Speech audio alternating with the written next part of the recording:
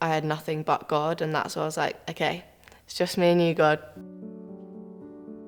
My mum was a single parent, so she'd always hurry us along to church, but mum struggled with her mental health, and that kind of meant that home was a little bit higgledy-piggledy growing up, and then mum decided she didn't want to go to church anymore, and there became a point where I had known church as my home and my family. When things really became real to me, when I was like, okay, God is really real, was when I got kicked out of home when I was 18.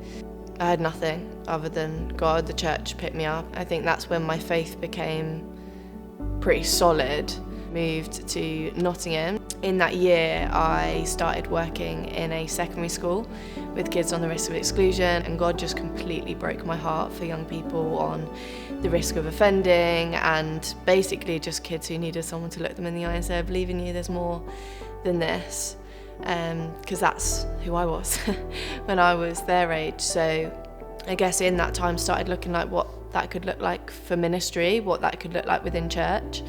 The whole chat of internship started coming about, and I never really thought it was for me, and then started getting these like little nudges from God of why is my heart feeling so pulled towards this. Had my interview for the internship, signed up to doing that, and on that night a couple came up to me and said, what are you doing? Are you staying in Nottingham? And I was like, yeah, I actually had my interview for the internship today.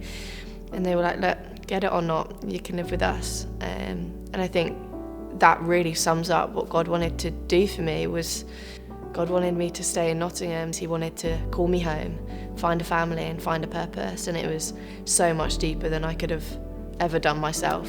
What ifs? What if I get abandoned? What if I get kicked out again? What if this doesn't work out? What if I don't have X, Y, and Z provisions?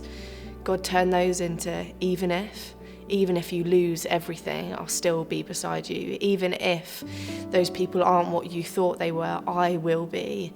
Even if you show the real you and all your mess and all your mistakes, like that's who I love. Home, not just as a physical place, but as a heart place for me, looked like being fully seen and fully known. That it's not just head knowledge, it's heart knowledge. And now it's, through the training, through leadership track, it's now feet. It goes to my feet, and that is then the way that I walk, that it would be living hope that is not just mine to have. It then goes beyond that to share to others.